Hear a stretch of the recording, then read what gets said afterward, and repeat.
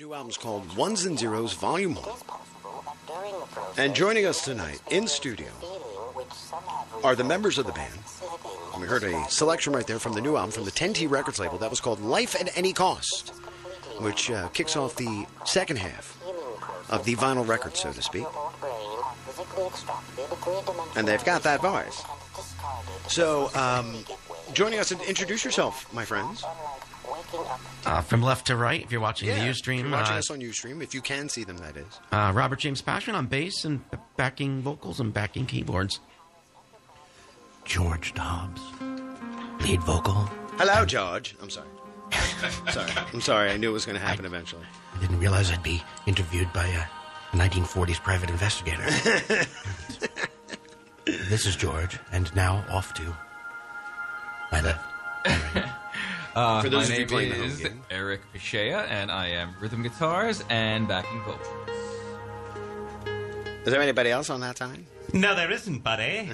Just me, Brian Ziegler. I play guitar, I sing a little bit, and thanks for having us, friend. Why are you talking like that? No, I'm like, I'm very sorry. no, it's okay. So this is the first time for us, the band 3RDegree, joining us in studio. And this is a band we've been playing since 1996 on the Gagliarchives. Since, before we were even on the internet streaming. We didn't officially stream until about 2000. Radio Free Kansas had picked us up.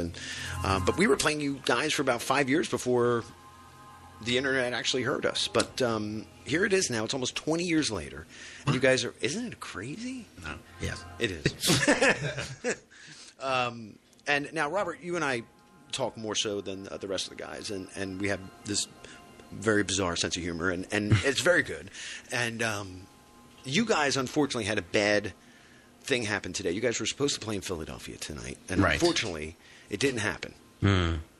We've never played in Philadelphia. We were pretty excited to, knock that one out. But It's been cast. it was at a place called XO Lounge. That's right. You might not want to go there from now on. They just decided to stop having live music Today. a little They too stopped early. today. They decided today's the day. we're Yeah, never and gonna it was a good show. We had Orpheus 9 starting off. 20 committee. 20 committee. It's 20 committee after Yeah. us, yeah. And they played at the Prague House not too long ago, if I'm correct. They did, yeah, and they were going to be on the ill-fated Homecoming as well. That's right. That's right. Yeah, very sad. Now, you guys were going to play the Homecoming, correct? I had an unofficial possibility for the following year. So in our fantasy world, you are playing the We are, event yeah. that's not happening. Right. The new album, once again, is called Ones and Zeros, Volume 1. Now, I know a little bit of the story. Tell our listeners the meaning behind the title. And, George, you seem to be the man with the wind on the sails on this part of the story of the album. I know nothing about this album. It came to me in a fever dream. Tell us, George Dobbs from Northern Bergen County. It came to me in a fever dream. I dreamt of robots and AI. AI being a new fast food restaurant that sold apples and... Wow. Okay. Sills. I I actually did name the album. You did? Did you? Yeah, it's just like, why don't we just name it this? Now, it has to do, obviously, with the binary code. Right. Did I get that right? It came from a line that Pat wrote early on. Pat Cleach, our founding member, and co-founding member with Robert, and came from a line in one of the first songs he wrote for the album, which was "The Gravity," and the line, I'm sure, as all of you at home playing the 3RDegree home game will recognize, is what is the line? I don't know. I have a tendency to see Things. Yeah. Oh, that's what it means to be human. Is it? Oh. But I think both songs have ones. Yeah. The line is, all our emotions are Ones. ones and zeros. Now, George and Robert, you guys have been friends a long time. I mean, you guys, more so, obviously, than the other guys, you guys have been pretty much all together, you and him, as the first part of the unit. Am I correct, or am I... Yeah, George and I date back to the second album. George joined as lead vocalist. I replaced myself with George as the lead vocalist. And then we, upon regroup, it's been us three. And Eric joined at that point, and Brian joined just after we started playing live songs after the last album. Okay, so you guys were much like us, when the advent of the internet, you guys jumped right on it. And, I mean, within a year. Within a year. We had a very rudimentary website with a horrible URL. That's how we got in touch with you guys. But you guys were also written about in, I believe, Music News Network, if I remember correctly. And I think it was the early goings of Progression magazine. We were definitely... Yeah. That's like all we knew of a prog world beyond our doorstep. I still have Progression the magazine. original CD right here. There it is, yep. 3rd Degree, and for those of you watching on our Ustream channel, this was the original CD. And you all look so much younger there. Oh, dear. Yeah, well... Amazing how we get on. 20 years will do to you. Yeah. Catch you every time. But, yeah, Progression magazine, they were always kind of tongue-in-cheek. Because in the 90s, we really were, and still continue to be, sort of, on the edge of prog, what Prog Archives calls crossover prog. Edge of progness. That's crazy. That's so it was always like, we weren't the critics' darling in that magazine, but that's the only place we were described as Rush Light or Prog Light. Now, I got to ask you, I mean, does that bug you to get that? It did then, because we were too kind of quirky and strange to be like having success as like a sort of normal rock band, and then we were not quite prog enough for the 90s prog resurgence that was happening. So we felt really odd, and we would play concerts aimlessly. We had no management. We didn't know what we were doing. There was no internet. So we break up right as the internet is taking hold, and all of the progressive people who like prog rock, start to know where they are and know about the festivals and everything. We decided to jump ship at that point, which was really stupid, in retrospect. But you have had some lineup changes over the course of that time. And we just added George. Yeah. We were a power trio. Hence the name, if anybody's wondering what the first album was a power trio album, am I correct in that? Right, with me on vocals. I was the Geddy Lee, singing, doing the bass, doing the keyboards. We had a guitar, taking Advil. Yeah. And we had a drummer, and then we just added George for the second album. And then upon restart, we had the same exact quartet lineup. And then we played a concert, and we added Eric in. And ever since then, we've just been adding guitarists. It's been adding more guitarists. It's like a southern rock band at this point. I found Brian sitting in the gutter outside of 7-Eleven in Park Ridge, New Jersey. Eating those cheddar cheese boxes. Spare a quarter for a coffee, please? Which is a euphemism for I put an ad in the East Coast Rocker. Now, I want to tell everybody your website. It's the number 3, RDEG, REEonline.com. 3rd Degree. It's 3RDegree, online.com. And it's a great website. Features videos, also the story of you guys, how you all kind of came into the band. And how did you guys land the 10T Records deal? How did that happen? Well, actually, I was reading an article. State your name, buddy. Oh, this is Eric. Okay. Hiding behind the monitor center. I was reading an article online that was a review of one of our albums, and somebody had mentioned that they sound a lot like this band, Man on Fire. Yeah, Man on Fire. Wow, there's a place from the past. So I said to myself, all right, I got to find out what this is all about and see if I hear what that person is hearing, see if there's any credence to that sort of a comparison. And I found online the Chrysalis album, and I was taken by it. I thought it was really great, so I reached out to Steve Carroll and I said, hey, I found out he was the man behind the band, and said, very, very happy to be placed, next to you in print as somebody who another band that sort of shares the same space in the prog world as us, and then he contacted me back and said, hey, I just checked you guys out too, and I think that this is really great, and you're just the type of band that we'd like to add to our roster. And so I got him in touch with Rob, and Rob took the reins from there. And it's a great story because 10T Records, a very notable progressive rock label, has put out some great albums over the last few years. And I believe Steve Carroll is in charge. Great guy. But I want to let everybody know your albums. 93 had The World in Which We Live. 96, the album that made the breakthrough here on the Gagliarchives, Human Interest Story. 2008's Narrowcaster. And my all-time favorite, the 2012 release, The Long Division. And there is a concept to this album as, comparable to the previous album. I mean, it's not the continuation. It's... Maybe you give us some of the background on this. The new one. Yes. Right. Well, Oh, dear. Talk about it, kids. Here we go again. Okay. Well, it's the future. Mm-hmm. Maybe 20 or 30 years and in the future. And there's... You can talk up, George. I'd like to get that intimate sound. You trying to be me? We were just talking No. about this before we went on. Is here. that what you- no, Every prog rock DJ now sounds like me. You inspire me. Mm-hmm. You inspire me, Tom. Tom Gagliardi, you inspire me to talk this way. Just And- keep going, buddy. Sorry.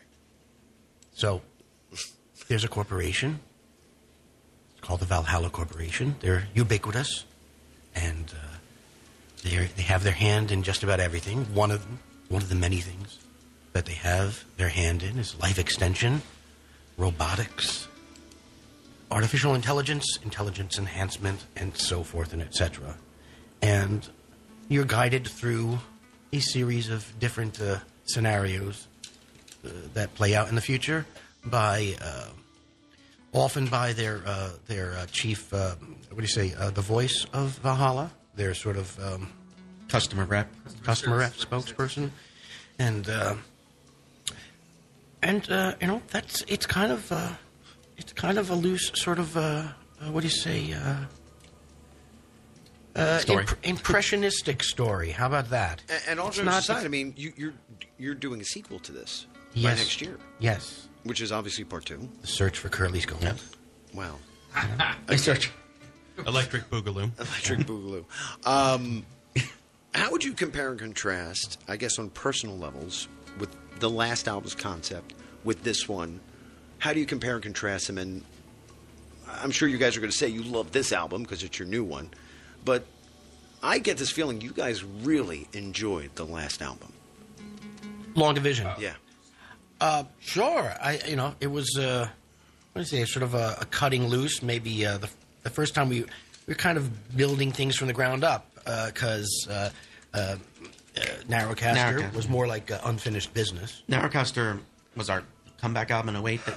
It was a mixture of brand new ideas, songs we had always wanted to do that we left on the cutting room floor, and rejiggering, adding lyrics to ideas that were just sitting around. So it was a combination of fresh, old, and old. But the Long Division was really more or less all new. I mean, right? Except for one song, Except I think. for a work of art, yeah. But conceptually, I mean, we had a really strong album cover that came out 2 months before the election in 2012 that tied in with that. Yeah.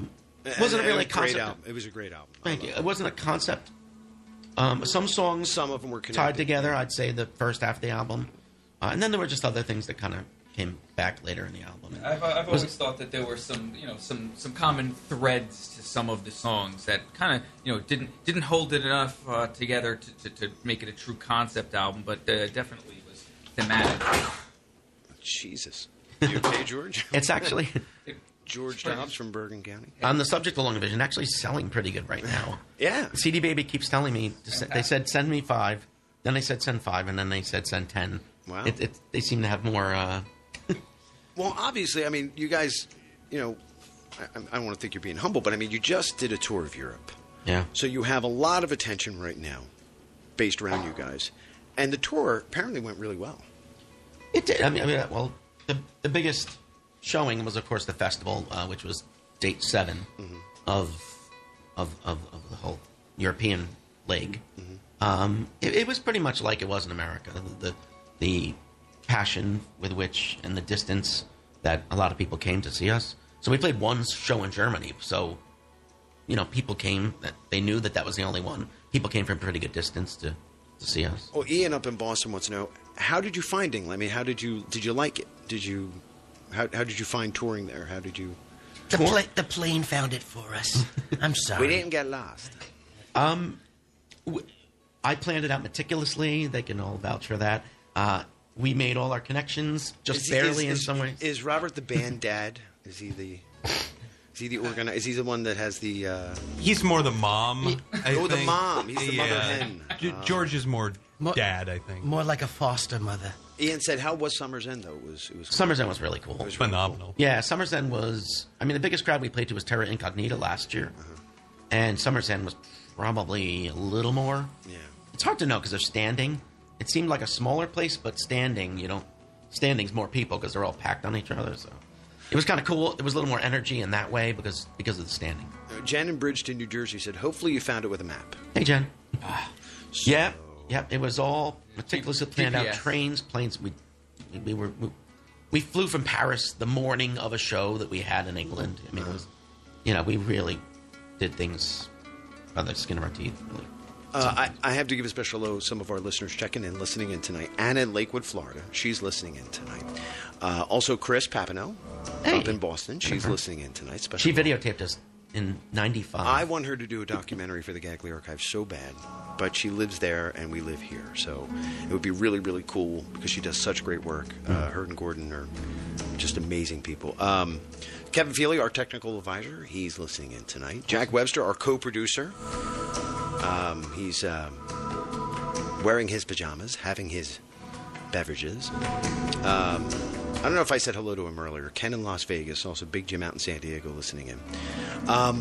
But again, as we mentioned, the new album's called Ones and Zeros, Volume 1. And again, the band just wrapped up an incredible tour and also has some, I think, 2 dates coming up? Just one. Well, you have one this year and then one next year, right? Yes, Roz So it is Fest. 2 dates. We are playing Roz You Fest. lied to me. If you are listening to this show, you know what Rozfest is. Yep, right and we in hope to Spring. see you there. We're playing late at night on the first night of the show. We're playing the after party. Friday, The after party. So Yeah. Party it could get being crazy. the operative word. I want to play a track, though. This one here is called What It Means to Be Human. And this is the track that follows the last one we featured, Life at Any Cost. And tell us a little bit about this piece. This is one of the 2 songs that Pat started off. And this is what I wanted to touch on before. What? Life at any cost. No. Oh. What it means to be human. What do you mean? I thought We had 2 songs from this album, 3, recorded and written alongside the Long Division. And since they were so deeply into this concept of the future and futurism and things like that, we basically pushed them off and said, you know what, we're going to write a whole album to go along with this. do you imagine the kind of restraint that was involved? I can't.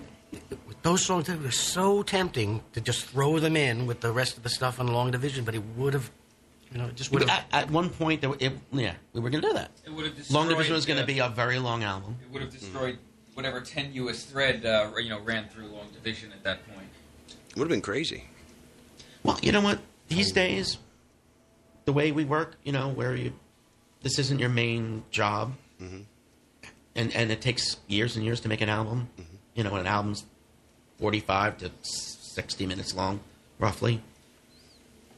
In Prague, we have found that if you don't have an album out, you're not on the map. Right. It's tough to put out a single. It's tough to generate any interest beyond having And you guys, music out. but you've been busy. I mean, the last 7 years, you're talking 3 releases. Yeah. And, you're getting ready for a 4th. Well, at least you're Yeah. starting to And put it together. yeah. But I want to play this track here. It's called What It Means to Be Human. This is new music from an album that's been in our weekly top 20 for 11 straight weeks now from Is that good? excellent, that's a very good thing, 3rd Degree, Ones and Zeros, Volume 1. They join us in studio. Feel free to post on our Facebook page what questions you might have for the guys. This is 3rd Degree. A portion of tonight's broadcast was made possible by Oral Moon, the Nets Progressive Rock Garden. At oralmoon.com, you can listen to the best of progressive rock streamed live to your desktop and smartphone 24 hours a day, 7 days a week, and it's all free. No gimmicks or hidden surprises. Celebrating the power and majesty of progressive rock and simulcasting the Gagliarchives for over a decade. Classic stuff you've heard, obscurities you wish you had, interactive requests, and a live chat with the Gagliarchives, including each Saturday night program replayed on Tuesday mornings at 11 a.m. Eastern Time. Oral Moon, your web address for progressive rock redemption. Joining us in studio tonight is the Northern New Jersey, New York, and Connecticut band, 3rd Degree. You guys having fun? Oh, Yes. yeah. George, you having fun? 3rd Degree. Yes, that's your name. Timmy. Track right there. I'm so glad that you guys are fans of South Park because I'm a huge fan. That was a track once again called "What It Means to Be Human," and now you guys have some dates coming up. November 1st, I believe, if that's Yep. correct, at the New Jersey Prague House at Roxy and Dukes in Dunellen, New Jersey. And you're going to be playing with Orion Tango and our longtime friend Tim Motzer, Philly boy himself. So that's cool. Yeah, they go on at 5:30. It's an early, not quite matinee, but earlier show than usual. Are you guys bummed out the show got canceled Tonight? Yeah, that would have been nice. I mean, I'm just amazed that they would say, we've decided not to have bands anymore. Yeah. On the night that you're going to play. And then tomorrow they resume. Well, this week. It was 5 days ago. Okay. So I'm not going to say it was unprofessional of them to do it that way, but it was unprofessional of them to do it that way. I think it was very unprofessional.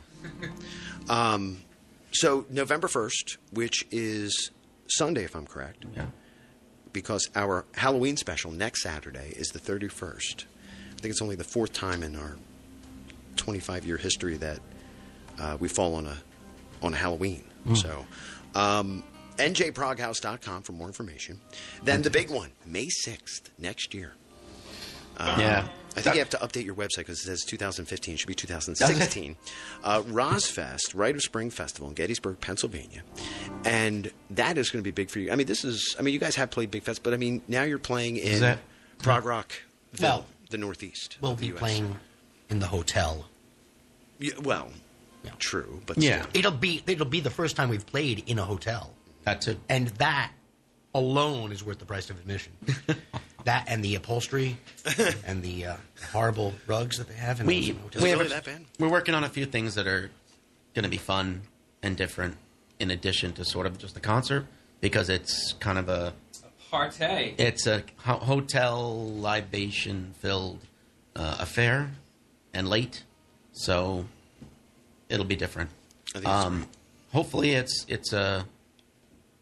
things go well and maybe we play the main stage the following year. That's sort of the plan, but and horrible things can happen. Like I said, I mean, I said it to you off air that you guys have very, very much matured in the last 8 years. I mean, musically, not as people. Thank God. You can kind of tell. Thank God you guys are just as crazy as you were 19 years ago when I first met you. And Robert, I have this bump because, first of all, you're a doppelganger for one of my close friends, Greg. I mean, you look exactly like him, and only you're funnier. And but no, it's funny. When you have a kinship. And you guys are good people. And I'm very happy that, the disc has garnered a lot of attention with our online listeners, both on Z8889 and also oralmoon.com.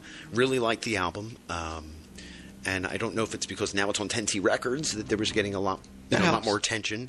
And like you said, the last album is selling all of a sudden more. I think, but I mean, it's sort of natural, I guess, as people kind of join the fold. Like I said, being in Europe, I mean, that had to really...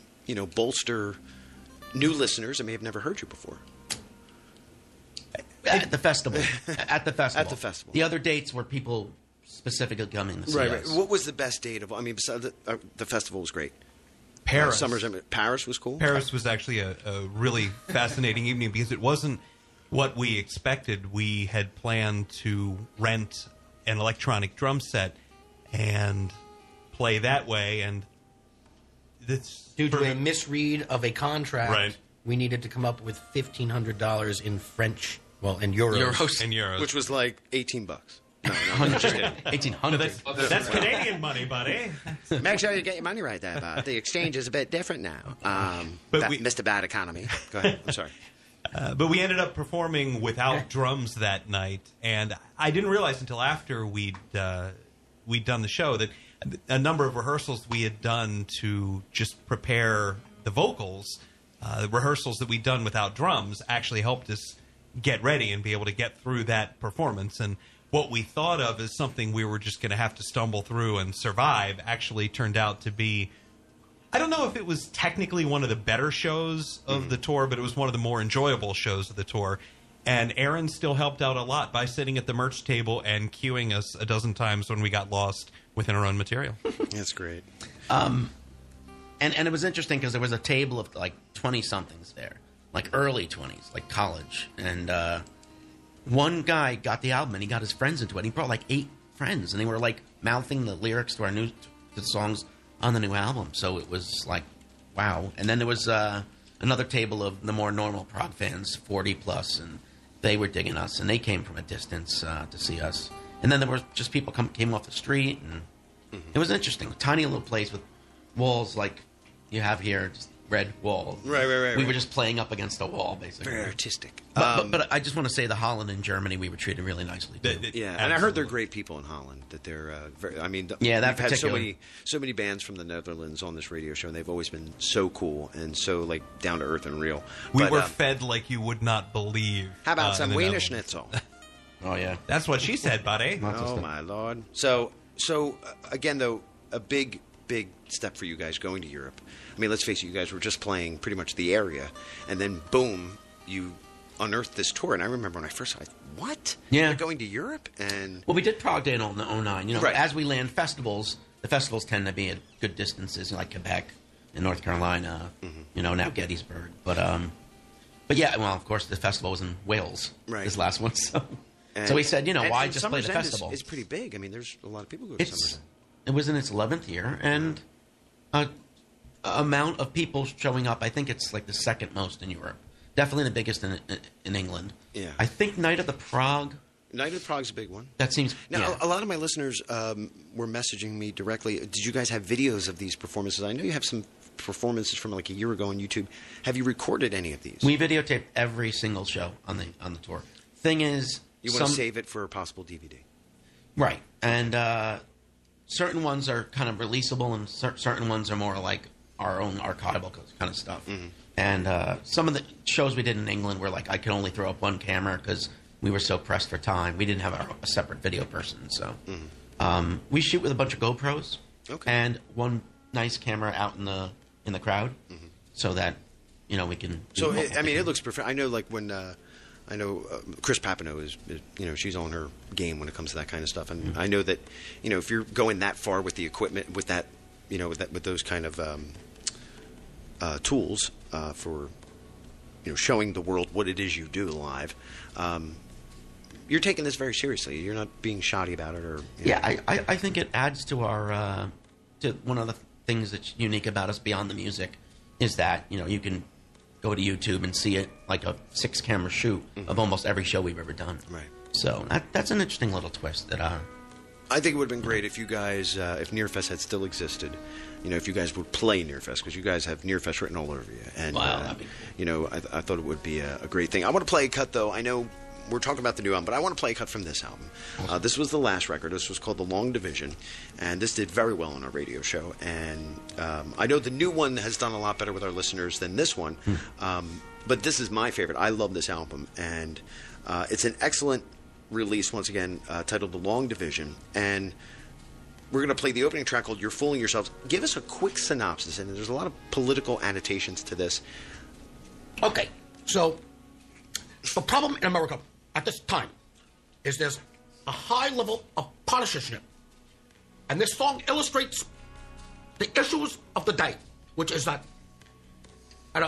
one party wins an election, and they're all like, nah, you lost. You're never winning again. The world is ours from now on. It's huge. This is exactly what I'm talking about, Mr. Gagliardi. George Dobbs from Bernie Sanders, everyone. Northern Bergen County. So what Bernie's saying is correct. It's basically, and thank you, Bernie, for making this appearance, because we really need the support. Right. Your support, actually. And notice the other two guys just disappeared. Like, where'd they go? Where'd they go? Jesus, Mary and Moses. So they, you have a first verse, which say illustrates the opinion of, I guess, an ultra liberal person, giving the finger to a conservative and chanting a litany of caricatures about them, and then the second verse is basically the opposite of that. You have a extremely conservative person chanting out a litany of invectives against a liberal, and then as the song kind of takes another peek at both of those two from there on. So something like that. I think it's cool. So we're going to play this opening cut off my favorite album from the band. I like them all, but I like this one the most. And once again, the track is titled You're Fooling Yourselves, and one of the cleverest albums of last year. This is 3rd Degree, The Long Division.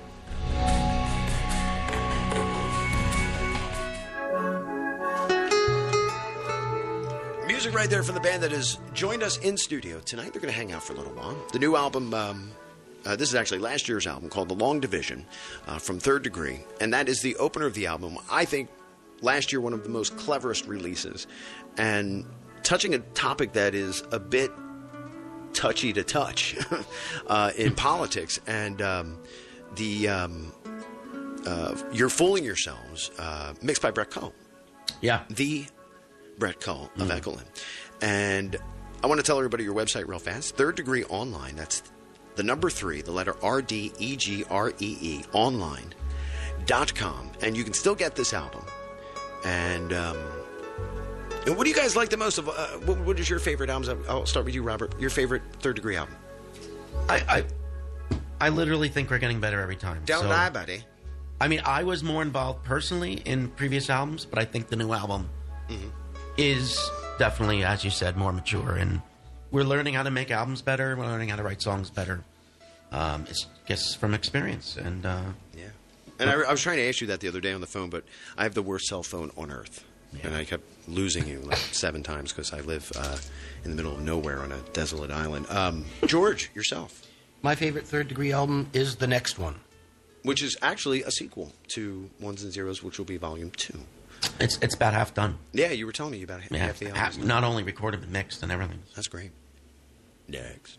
I kind of concur with the both of them, but if I had to pick one that's currently available, it would have to be Ones and Zeros. It's, my story arc with the band is kind of interesting, but that particular album contains what I feel is probably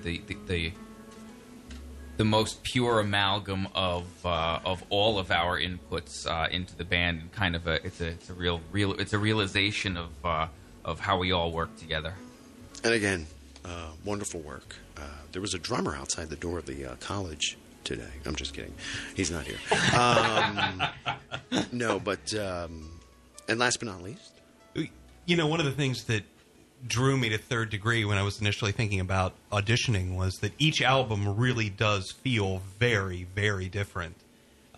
There's the heavier feel of Narrowcaster and the more expansive songwriting on The Long Division. But I am a Ones and Zeros fan because finally, I think a lot of the artistic aspects of 3rd Degree were waiting for the catalyst that was going to make it all happen. And that is Brian Ziegler. Yes. So, Ones and Zeros, Volume 1. I just like the first album. No, I'm kidding. But you guys are going to hang out for a while. And again, the band is 3rd Degree. Their website's 3rddegreeonline.com. You can see our Facebook page, facebook.com/Gagliarchives. We put up a performance, I believe, from the Terra Incognita show. When you guys played there, we posted a YouTube video of that, I believe. Am I wrong on that, or? I believe I did on Facebook. On Facebook. I think Epiphania. Was it Best and Brightest, or was it Epiphania? I cannot remember. To be honest with you. Because one of them is. I have 2 hours sleep under my belt. One of them is a video from Terra Incognita and audio from the studio track. One of them is actually live. Audio matching the video. But again, they're with us tonight for a good while. And if you have questions, they're going to be hanging out with us for a while. So they're going to actually listen to some new music with us as well. And once again, the band is 3rd Degree. And I'm so happy that we had you guys here. And you're going to be here for a while. So check out their website in the meantime, 3rddegreeonline.com. The new album, once again, called Ones and Zeros, Volume 1, with a sequel due out maybe by autumn of next year. Maybe? Maybe. Sounds good. At the earliest, let's just. Okay. Good Lord willing and the creek don't rise. If you need a narrator on the album, let me know. In the meantime, November 1st. We'll take a quick break, and we check out what's going on in your side of the sky. Stay tuned.